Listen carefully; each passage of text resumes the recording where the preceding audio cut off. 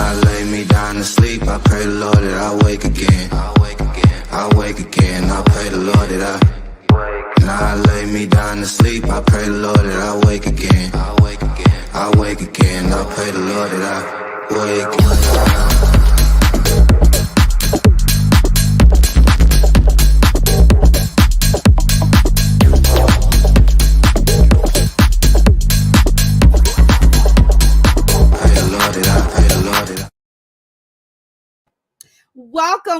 Welcome to Dinner with the Coaches. I am your host, Nadira Lewis, and I have my amazing co-host here, Thomas Taylor III. How are you, Coach? Hey, good evening. Simply marvelous, young lady. Better than good and better than most. Always a pleasure to be here. Awesome. Well, we just wanted to tell each and every one of you, thank you guys for watching. If you are watching us on YouTube, make sure you click the like, make sure you hit the subscribe button, hit the notification button so that you can be notified every time we upload a new video. If you are watching us via Facebook, make sure you click like and share if you are enjoying the coaching that you are seeing with me and the amazing Coach T over here. So, Coach Thomas, what are we going to talk about today? You want to introduce to our audience our topic for today? Yeah. It's just going to be you and I this evening, but we're going to talk about something that I think a lot of people want to hear and talk about, and we're going to kind of do it in two halves, right? The first half, we're going to talk about, are you allowing excuses to hold you back? That's going to be the first half. Then the second half, we're going to go a little deeper, and we're going to talk about, do you make excuses once you understand your gifts? Ooh. Wow. Because once you know, now are you a little bit nervy, a little bit kind of frightened, because now you have to move, right? Faith without works is dead, right? So if you do know, now are you making excuses not to move forward? Wow. So you guys are in for a treat. But before we actually get into our topic, we're going to play this video real quick, and then we'll be back after this.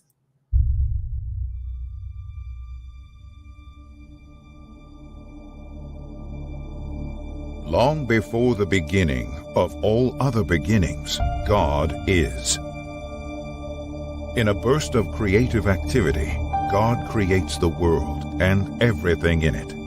Humans are designed to live inside of this unique relationship, but they choose otherwise. The law of God is broken, and the heart of God is pierced.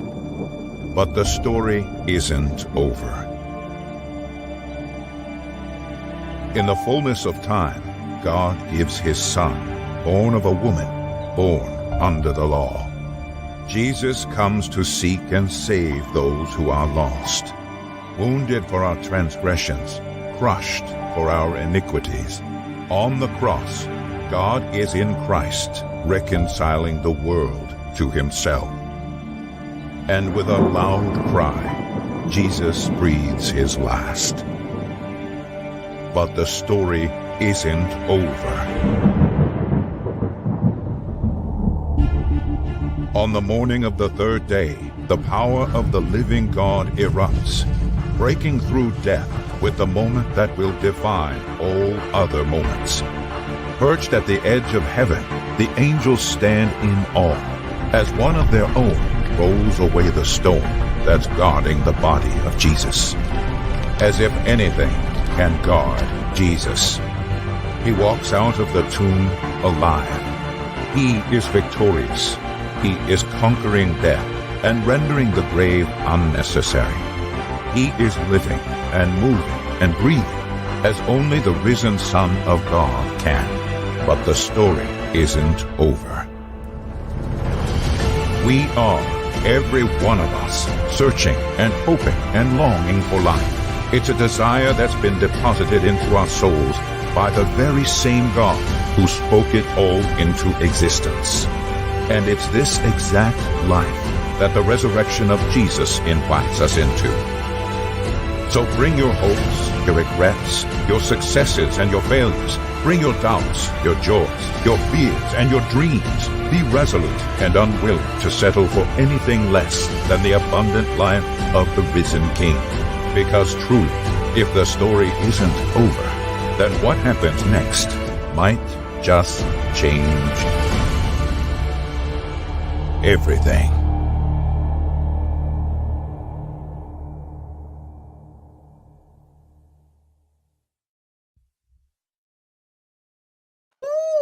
Nice. Wow. Ooh, I got chills. Wow, that was nice. Looked like a movie starring Charlton Heston or somebody, boy. You know, 10 Commandments Part 2, boy. Wow. Yeah, that was good. Story is not Yeah. over. Your story Yes, is awesome. over. Yeah, look at Charmaine said commercials are fire. Yeah, yeah, that was awesome, man. That was awesome. Ooh, thank you, Charmaine. Woo, I'm trying Yeah. to cry. Like, wow. Yeah, that's feel like awesome, man.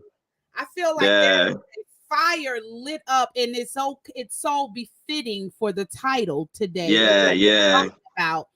It's time to do what we need to do. Yeah, that was awesome, man. That was awesome because it tells a story though, right? Like it's not over, it's not done. Just if you believe, right? Just if you believe in something higher than yourself, then that means we all have work to do. Right. Every single one of us that's listening, right? So now we can get right into our topic in terms of, are we allowing excuses to hold us back? Right. And that's real important. And I read this morning, you know, when I was going through, you know, a process about excuses, right? And the definition. And Coach Tyke was like, hey, I like that, T, man. I'm gonna get that one from you. I said, hey, you know, no problem, man. I'll send it to you, you know. It says excuses. Excuses are the tools of the incompetent, which builds monuments to nothing. And those that specialize in them seldom accomplish anything else. Whoa. Wow. See, are we mastering in excuses? Just enough to hold us back, right? Just enough not to give us the confidence to move forward, to do the things that we know that our Creator has given us the ability to do and or accomplish, right? But do we allow what your mama said, what your daddy didn't do, maybe your daddy wasn't there, or what your auntie said, right? Or what they said, you was never gonna be this, and you just like your mama, she wasn't nothing, you ain't nothing, just like your daddy, right? Do you allow those things, right? Because sometimes they ring in our head, right? The individuals may be long gone. The words may not physically be coming out of their mouth, but it resonates in our conscious and in our subconscious, right? So when you close your eyes, when you meditate, when you slow down, now you start to think about it, because unfortunately we do such a great job in talking ourselves out of things. Right. Not thinking that we are deserving of certain blessings and, you know, certain wins. And we try to justify and make excuses as to why we're not good enough sometimes, right? Because when you actually take on that mantle, when you realize you are, now you cannot just stand there and not do anything. Because now each and every one of us that's listening, we have a responsibility. Right? Now, we can make excuses that kind of insulates and keeps us comfortable. Right? And nobody will challenge that, Nadira. That's true. Nobody will say nothing. If you make a decision not to get out of bed for the next week, outside of your kids, they may be a little hungry because you're not cooked for the little ones. They'll be bothering you. But outside of that, nobody's coming to your house and knocking on the door and asking you why you didn't get out of bed. Right. Right? So you can make all types of excuses why you can't and why you shouldn't do things, right? Or we can challenge ourselves to put ourselves in a tough position, right? And that tough position is lead. It's leadership. right? I mentored some young boys for the last few weeks. I started at an elementary school, and I talked to them about leadership, right? And I showed them. I put it on a board because one said, "Well, I object." I said, "Okay, you object?" He's like, "Yeah, I feel that." Yeah, it was comical, man. I feel that you can be in the back and you still can lead. I said, "Ooh." I said, okay. Now these are fourth graders. I said, "Okay, Wow, I'm that's gonna take powerful. that. I'm gonna take that." I said, "So let me go to the board." So I went to the board and I put dots on the board. Put dots on the top, middle, and the bottom. And I pointed to a dot. I said, "Okay, what is this person? Is this person a follower or a leader?" They said, "A follower." I said, "Well, why?" "Well, because he's kind of in the back." I said, "Okay, well, what about the guy to the left and to the right of him and right in front of him?" They said, "Well, okay, well, he actually can be leading. Yeah, he could be leading this guy to the left of him, maybe even helping the guy in front of him, or even helping the guy to the right of him." They's like, okay, all right. So then I pointed and I put an arrow to show the direction that everybody was going in, right? So I said, okay. I said, so based upon your comment, I said, what is this guy on the top? Is he a leader or is he a follower? "Oh, no, Mr. T, he's a leader. He's a leader." Okay. Good answer. Why? Because he's in the front. Come on, somebody. I said, now you understand. It's like, oh, okay. We understand. Now, it's not to say that the person in the back is not a leader, right? That's not what I'm saying. What I'm saying is when you're looking for a leader, you're going to look in the front. You're not going to look in the back, right? So we can make excuses as to why we're in the back, right? Or we can do what's necessary to be in the front, right? It's a scary place because in the front there's more liability than in the back. There's more criticism in the front than in the back. See, people are not throwing darts and tomatoes at people in the back. No, they throwing at the person on the stage. Right. And sometimes we as individuals, we cannot handle the criticism that comes with being an example of leadership. And I think it's like that because we don't understand the importance or the role of feedback, because we think that we don't understand the importance of getting feedback on how, which is another way of becoming accountable, like you said. So most people don't want to be accountable for the things that they say or do. So it's a little bit more harder. It's easier to hide in the back because you don't have to be accountable for the things that you say. So when you know that you're accountable for the things that you say less and do more. Yeah. And you're more aware of the direct and indirect consequences of your words. So, and it all boils down to this, and I say this, there is no way around when we talk about making excuses. There's no way around you doing the work to become aware and discover the gifts that God has placed on the inside of you to function the way you were designed to function. There's no way around it. When we were younger, we used to sing that song, "You can't go around it, can't go over it." There is no way. There is no quick tool, quick advice to get around knowing who you are. You can try to do all the 1, 2, 3 ABCs, but you still have to do the work. You have to do what's necessary in your personal. You have to grow and work on your personal development so that because your gift is already perfect, right? We have to work on ourselves so that we can present our gifts in a way that we don't have to be. So our accountability is less harsh. Yeah. So yeah, you're right. So question. So why do you think, and this is just a question, why do you think we use excuses not to do something? Why do you think that? Lack of clarity. Okay. I believe when there's a lack of clarity, in what you're supposed to be doing, then what happens is you make excuses to show up, right? Mm. You are clear in the vision that you know that God is giving you. When you're clear in the vision, Mhm. then there is no, you may not have the right strategy, but if you're clear, you're gonna go on, you're gonna do it unperfect, you're gonna do it scared, you're gonna do it without the right tools, you're gonna do it. When I started in business, I didn't have, though I was very clear about what it is that I wanted to do, I didn't have strategy. So I Mhm. felt like if I didn't have if I didn't have strategy, then I can't really do what I'm supposed to do effectively, right? Okay. So when I started out, and a lot of the stuff you can see in my earlier videos and some of the things that I did, I look crazy.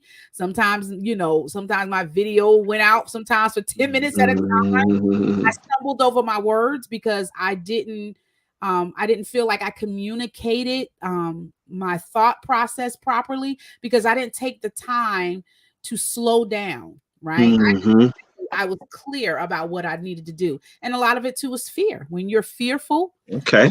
you're not going to, I think people are, when they don't have clarity, when there's fear, you know, they tend to kind of hold back because they have again, most of the time our problem is not with our gift, it's more so with Mhm. us. We never Yeah. struggle about what God has given us internally to do. We never struggle with that. We only struggle with us showing up the right way to be able to display or Mhm. manifest what we feel like the gift that God has given us is what I Yeah. feel. So as coaches, and for those that are listening out there, let's kind of help our listening audience, right? So the next question is, why do you feel most people have a lack of clarity? I think people have a lack of clarity because they don't take the time to sit still and Okay. really work on just being still, because sometimes we're so busy. We're so busy trying to trying to, instead of just being. Well, you can't really be until there's clarity, and clarity comes as a sense of just being still. And sometimes it takes self-discovery, putting yourself in Okay. self-discovery mode. Just like with Wi-Fi, when we want to have access to the Wi-Fi, what we do, we put our phone Mhm. on self-discovery, right? So that our phones can identify with the Wi-Fi so that we can connect. I think what happens is we just don't take the time to sit still and really dig and connect with the source, the person that's responsible for giving us the gifts and talents that we have. We try Okay. we try to figure it out on our own, but we only can go but so far. It's hard. You can unplug the power source, a cord from the computer. It might last for a little while. You might get a Mhm. little bit of juice, but as long as it's connected to the power source, there's a never-ending source of energy and power that's Mhm. coming through, feeding that computer with everything it needs to function. And I feel like it's the same way with us. I feel like the more we're connected to the source, then I think the more we'll have an influx of information, and he'll be able to download things into us so that we can be able to know exactly what it is. Most of us, we don't do that. We just we kind of like fiddle around playing the dirt until we figure out something will snap. Yeah. But I really truly believe that the product cannot fully tell you what it's capable of. You need the manufacturer, which is why, like I said before in previous broadcasts, when you buy an iPhone, you don't ask the iPhone how it works, right? Mhm. You read the manual. The manual describes the manufacturer's intent on how the iPhone is supposed to work. How many of us read the book? None of us. We go Yeah. straight to the iPhone and we try to figure it out. And we may get some functionality, some basic functionality, but some people have their phone for 5 years before they realize that their iPhone is capable of doing way more if they had taken the time to read the manual.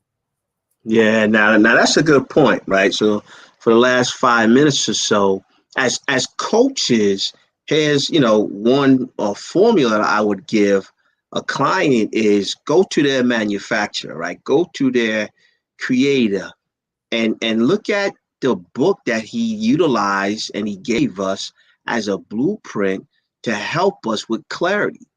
So if you flip through that book somewhere in Matthew, somewhere 7, 7 and 8, so somewhere around there for that book that some of us read, 66 chapters or 66 books, it says something about asking. Yeah. See? So if you're looking for clarity, you have to ask. You have to ask. If you ask, you might receive. Then if you keep reading, if you seek, you just might find. Mm-hmm. And if you knock, the door just might be open, right? Absolutely. So those that are listening, if you're looking for clarity, like Nadira talked about, but you don't know why you don't have clarity, you're not clear, you may want to ask for clarity on something that you feel is placed inside of your spirit, right? Ask the person, the provider who you feel that placed it there, right? Just very basic, just very simplistic, right? Why? Because when you couldn't do for yourself, and those that were around you could do for you, maybe your mother, maybe an auntie, maybe a father, like whatever adult that was around, because everybody's circumstances is different, and you wanted something, you typically asked a benefactor. You asked a person, an individual who you felt can help you. Right. Very simple. Well, why'd you do that? Because you were in a position and or a place in your life where you couldn't do it for yourself. So you asked. So this is what happened. So now you move forward, and now you become a full adult, and now you primarily can do things on your own. And a part of that challenge is we keep that philosophy and we forget to ask. Because we feel as an adult, we don't have to ask no more because we can handle it, we can get it, we can do it, we can sustain ourselves. Now we have children that are asking us. Yes. Right? And now that quote unquote benefactor, mother, sister, auntie, uncle, father, somebody, they're not as, reliable anymore. So we forget that even though we asked a human, a person, there was another source behind that person and or in front of that person that allowed that person to be that benefactor. But we wasn't taught this because that level was above our consciousness. I like that. Right? It was above us. So we just asked the individual that we felt could provide it for us. And when they did, sometimes they became our God. And we missed, because now when that individual provided for us, guess what they unfortunately did and or do? They remind us that they provided for us. Yeah. Oh, wow. That's so good. That is so true. Every chance they get, they remind us that they were the ones when you couldn't provide for yourself, they provided for you. Yeah. So now here goes the guilt trip that you owe them something. Right. So much so you get distracted on the real provider. Because this individual is putting pressure on you like you owe them something. Because they were at that time your benefactor and provided what you needed. That's so true. So now it's full adults. Now instead of going around that individual and going directly to the source, we make excuses. We make excuses because we got this additional pressure on us. Yeah. And now if we bypass that benefactor and go directly to the source and become something bigger or greater than that person, now we created another issue, a void per se. Now that relationship could be damaged. Because now, Nadira, oh, you think you all that? Oh, you think you're better than me now? Right. Oh, now you don't need me? Oh, now you can do all for yourself? Right. Oh, but when you needed somebody, I was, you see? Right. You all that? Right? I wish we had a live audience, boy. I wish we had a live audience, boy. Ooh, you know, people understand. Right? So now don't forget, we talking about excuses now, right? Are we talking about excuses? Yeah, we talk about excuses, right? We should talk about excuses. Right. So the reason why I use those analogies, because now it becomes easier for us not to stand in our rightful position and make excuses why we should not, because of what they might say about us. True. I think too, when we get a visual, right, for some of us that do have a clue, right, of what we're supposed to do or the direction that we have to go, it requires you to be a different person.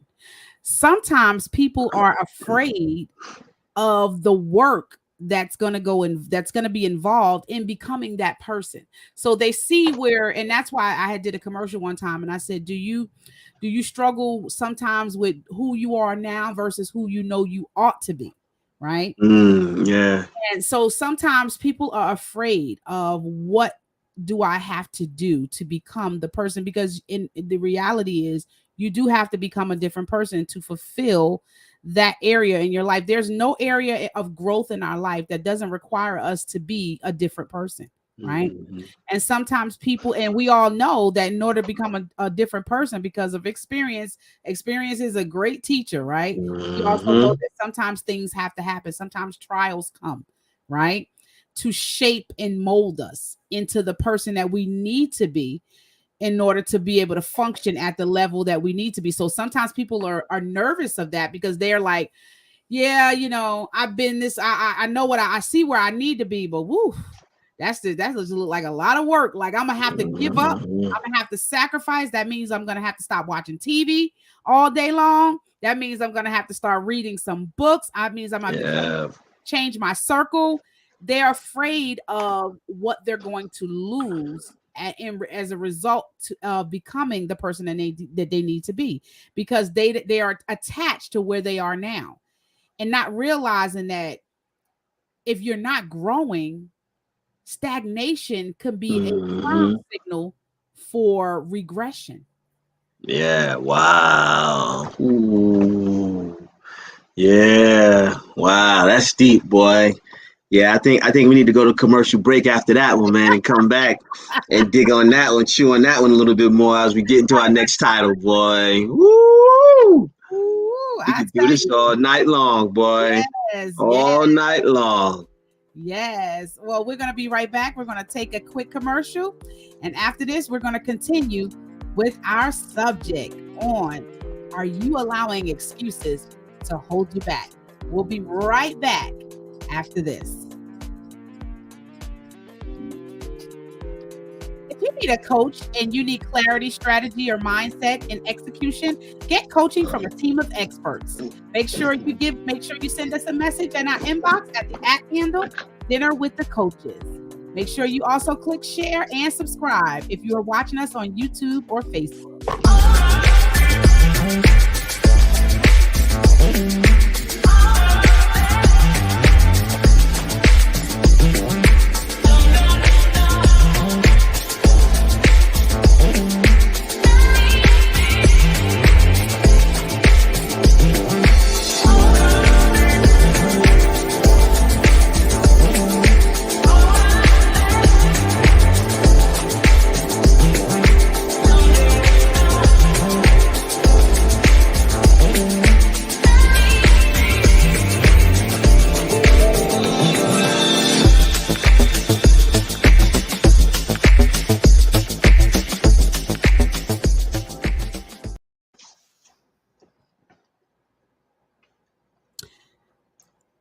All right, and we are back with Dinner with the Coaches. If you guys are just now watching, woo, I tell you, the first half. If you are just jumping on, make sure you hit hashtag replay if you're watching us.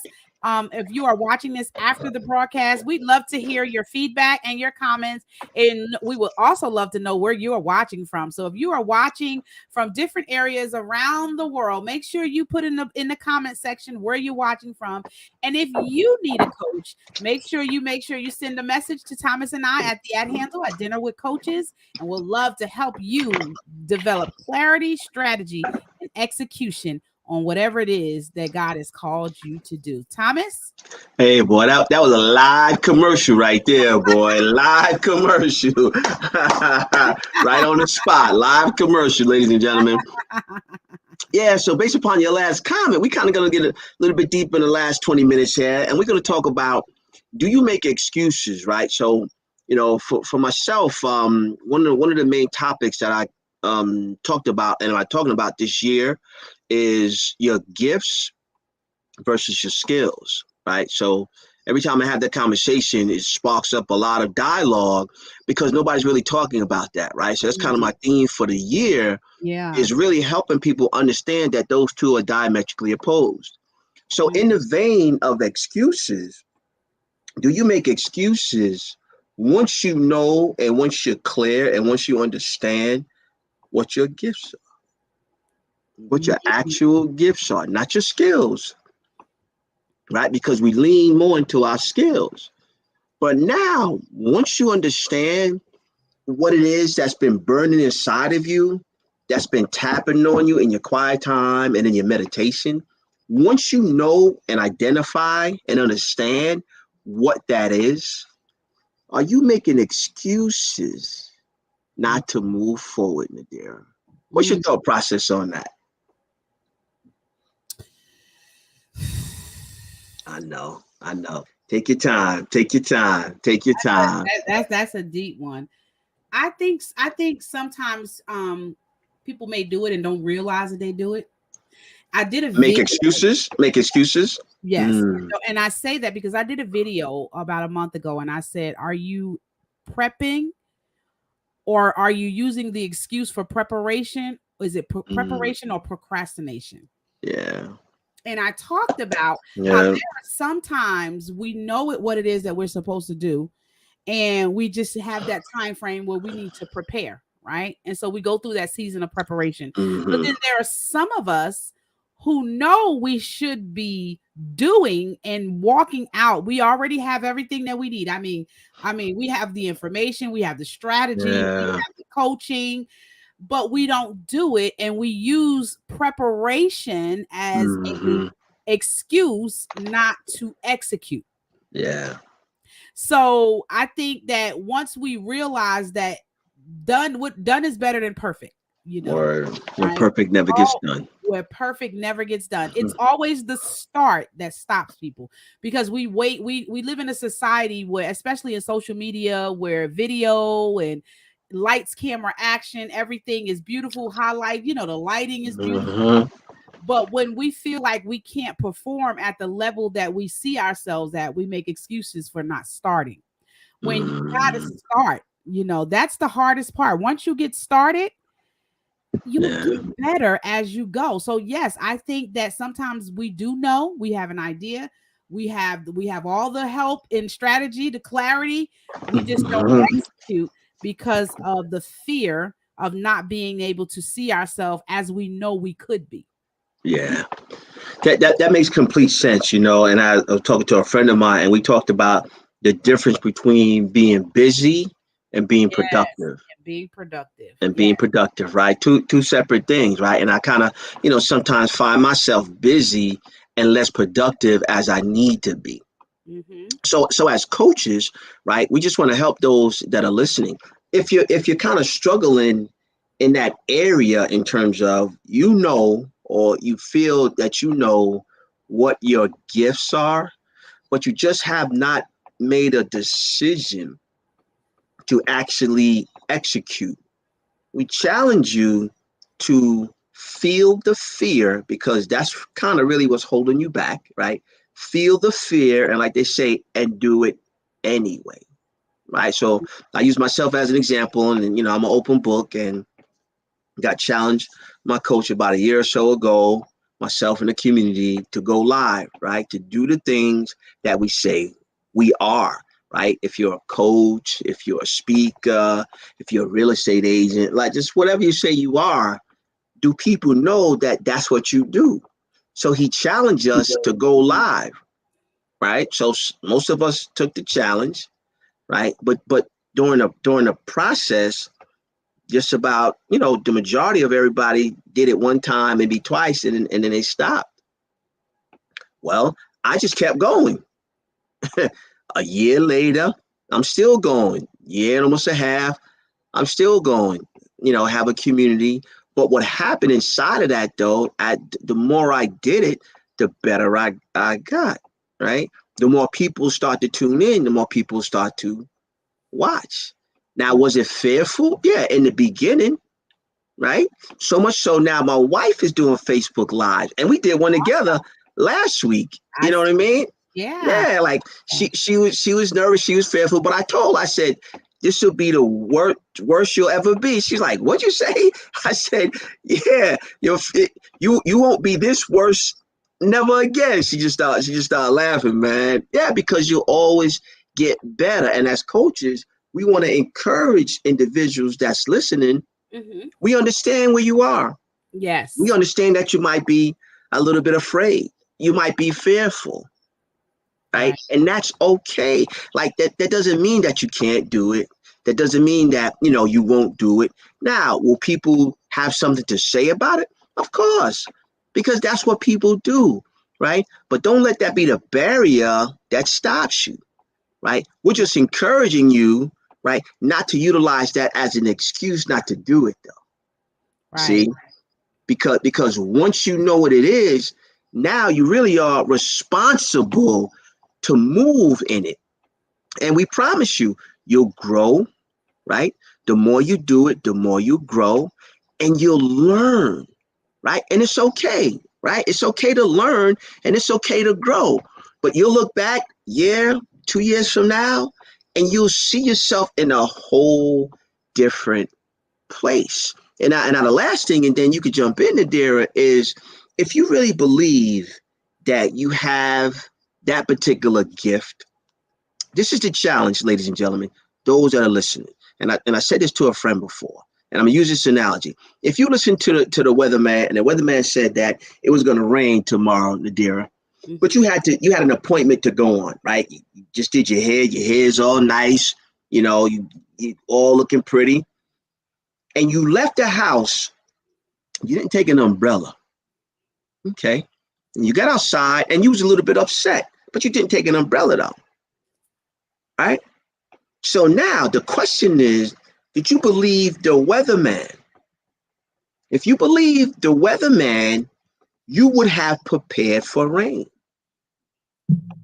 But if you didn't believe, you would have left the house without an umbrella, because you say, well, that 50% they right and 50% they wrong. So it might rain, it might not rain. So the question is, if you feel that you know the gift that your creator has placed inside of you, the question is, are you preparing? Because the preparation is in direct proportion to your belief. Right. It's hard to say you believe something, but you don't prepare for it. Right? Because unfortunately, sometimes we want to see something before we believe. But that's not faith. That's an excuse. Because if you really truly believe it, you would prepare for it. Nadira? I can almost like hear some of the people that are watching and that may watch. The number one thing people always are concerned with is timing. Okay. How do I know the timing? I know my gift. I know that I'm called to do something. How do I know the timing? I'm going to answer that for you, right? Preparation prepares you for timing. That's good. Let me say that again. Preparation prepares you for timing. How do I know that? I know that because in preparation, there's something, it's almost like setting a trap, right? You're setting yourself for a trigger, right? In the midst of us preparing to do whatever it is that we're supposed to do, there is a invisible trigger that's being set up on the inside of us as we prepare, emotionally, physically, financially, spiritually. It's like an emotion, it's like a trigger is prepared when we prepare, right? And then what happens is when whatever it is that God placed on the inside of you begins to start to tick, there's certain things that cause that trigger to go off, right? And I say that because before I did what I did, right? Before I started doing this whole video thing and start talking, I was good behind the scenes. I'll talk to you one-on-one. I'm good, right? My preparation was my private time talking when I lived in a shelter and I was talking to women all the time, right? I didn't care. I didn't see the future as I see it now, right?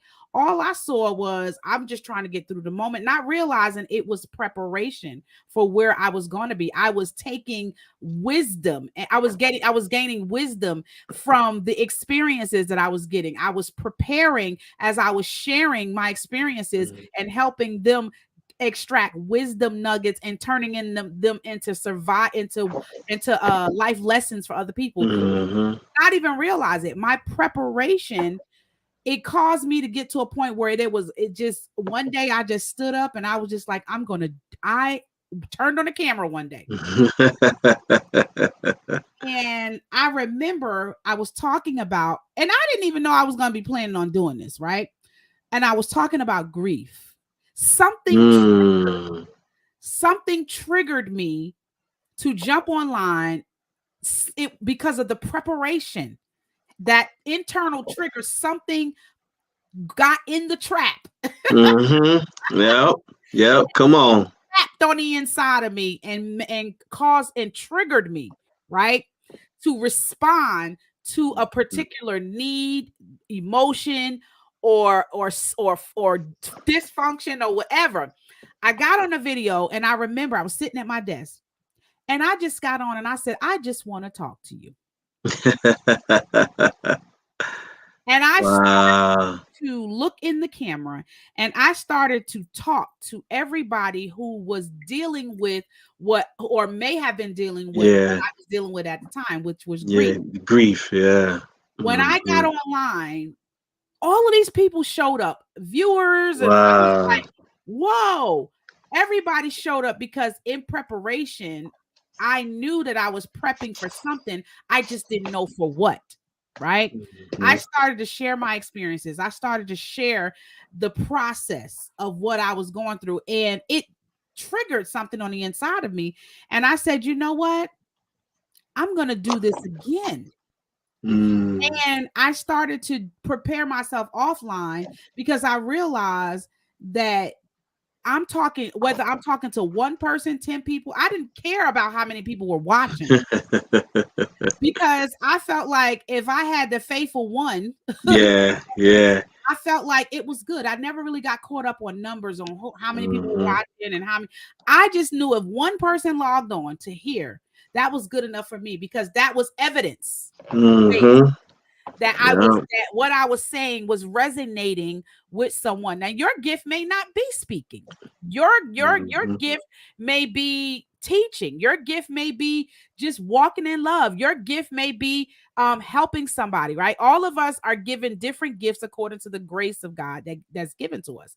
And so I knew that I was an encourager. I knew that I was becoming a woman of wisdom. I didn't know what I was becoming at the time. I knew something was happening. And the thought just popped in my head, becoming a woman of Proverbs. And the reason why I identify with becoming, which means I'm always growing and developing into a woman of wisdom, meaning that I was extracting the lessons, right, from the things that I was dealing with and going through and using them as a life lesson for other people. My victory my victories over the things that I was going through was becoming a survival guide for other women, right? And so I say all that just to say that when you start to prepare, don't worry about the timing. It'll be like a trigger. It'll just set up. You won't have to say, is this the time? You'll know the time, because something inside of you will cause you to just burst out and just be. Just like we don't know when a butterfly turns. A butterfly, I'm sure, doesn't know ahead of time when they're going to be. What a caterpillar doesn't know. They're going to automatically turn into a butterfly. The timing is built inside of them. So you don't have to worry about timing. You just have to worry about preparing yourself, working on yourself individually, working on yourself, working on who you are. Because once you start working on your personal development, you get better at communicating what it is that you need to communicate. Those triggers start to line up, and you begin to position yourself in places where people just come, and people that need to hear what you have to say. You don't have to send out a wave signal. It's like a person you never see with Tylenol. When you see somebody who's in pain, they search out Tylenol. They don't. Tylenol has made it known. Tylenol positioned itself to know that if you have pain, in arthritis, call me. What it takes to cure that pain. So when you prepare, part of preparing yourself is positioning you begin to position yourself, and timing is just a matter of time. Yeah, that's awesome, man. That's awesome. I mean, your life experiences, they teach us a lot, right? And here at Dinner with the Coaches, that's why we created this, right? Just to be in a position to share with individuals that's listening, right? Because you're not alone, right? If you're out there listening to Nadira and myself, you're not by yourself. We're just bringing to light and shedding some light on particular topics, even when we have guests that a lot of people are dealing with, but don't necessarily have anybody to reach out to just to have regular conversation with, right? Or just to give them some nuggets that can help them, right? Just think about your story, Nadira, of pain, right? And I look at it as triumph, right? Because you made it through, right? And on the other side of that, you have two beautiful children, two beautiful girls who look at you as, everything, you know what I mean? Like, and you provide everything for them, right? So your creator still have given you the mantle, the ability to, right? Be that benefactor for them, even despite everything that went on around them. I mean, it's so triumphant, because a lot of people just tap out. A lot of people, they just kind of give up, right? You didn't do that. Right. You didn't do that. Right. And environment has a lot to do with it too. When you we don't do a good job at cultivating our environment so that we can set those proper triggers, right? Because we're comparing ourselves to people that are around us that are not, and we're not really being motivated to do and to go forward, because our environment is not conducive to help us spearhead us in the right direction. Your environment, you may not be able to change where you live, right? You may not be able to change what your living situation is, but you can always change your thought process. And that was one of the things, one thing I've learned at an early age. Oh man, even in my early 20s, I learned I can change the way, if I can change the way I can think, I can change everything around me.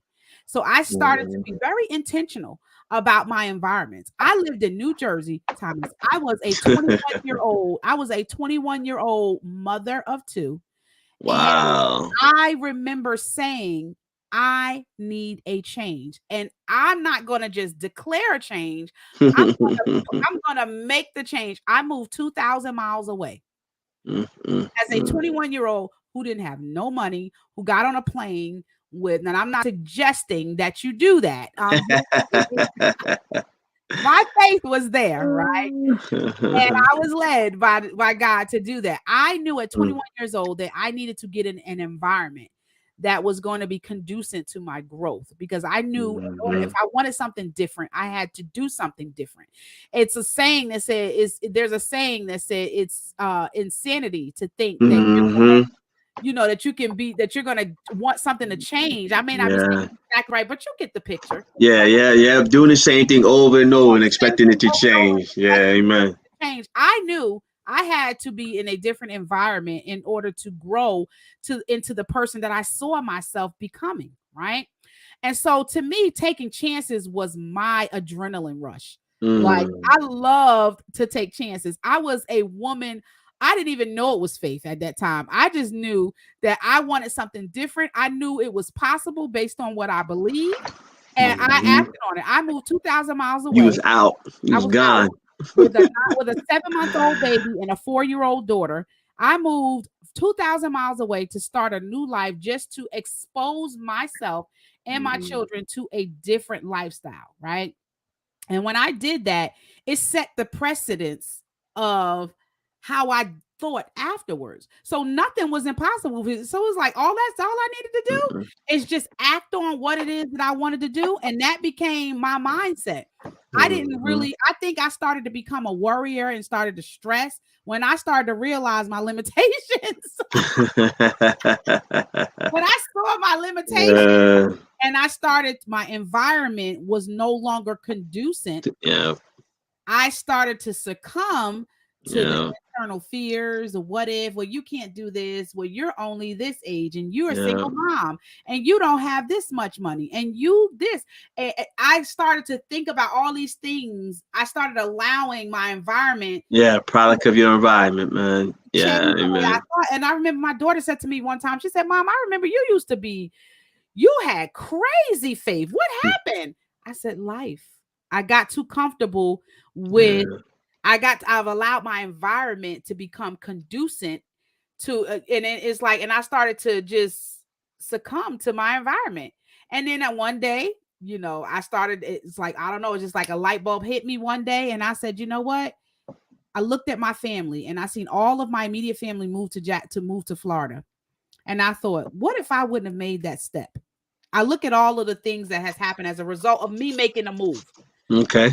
Now my nephews, I look at their children and I'm like, wow, they wouldn't be here. Yeah. If I didn't make that step, if I didn't make that step out of the comfort zone, my family wouldn't be where they are now. Now they're all in Florida. You can't even get them to cross the state line. They they won't even cross the state line. No, we good. We love it here. And I think to myself, what if I had not taken that step of faith? And change my environment? What if I didn't make that call? I called up my girlfriend at the time. I didn't even know her phone number, right? I called 411. I was sitting at my desk and called 411 and said, I need to get in touch with such and such, and asked for the phone number. And I said, I don't even know her phone number, but if you could call her and let me leave a message. 411. Fine with that. Yeah, for real. Just let me leave a message. The lady said, I found the person who you're looking for, but I can't give you her number. I said, but I can let you leave a message. Now, what if I would have gave up? Yeah. And said, no, I'm not gonna do it. Oh, no. Yeah. I'm just gonna I tried, but I stepped in and I left a message and I trusted that she called me back and she said, and we set up arrangements for me to move to Florida. But I often think, what if I didn't make that? What if I allowed that one roadblock to block me? Where would my family be today? Where would I be today? I wouldn't have even known you, Coach. Nah, not at all, boy. That's a travesty, boy. I wouldn't have even known you. I wouldn't even known the people that I know now. I wouldn't have made the connections that I did now. I knew, and let me tell you how important I realized timing was. When I got off that plane, right? I was the last person to enter into a program. The last person to enter into a program they were hiring at the time at Convergys. And we were hiring, I think it was for AT&T or something, or Lucent Technology. It was for Lucent Technologies. I was the last person to get in. Back in the 90s. In the 90s. If I was the last person to get in, if I would have not got in, I would have missed all the people who got strategically placed in my life to get me through the years that I was getting ready to face. Man. Timing. That's you don't awesome. have to worry about timing. Listen to me. You don't have to worry about timing. Preparation prepares you for timing. Awesome, man. And that, we're gonna end with that. But that's a great example, everyone, of two things: leadership, because you took the lead, right? You stood out there, you stepped out there, and we all know that once you change, everything around you changes.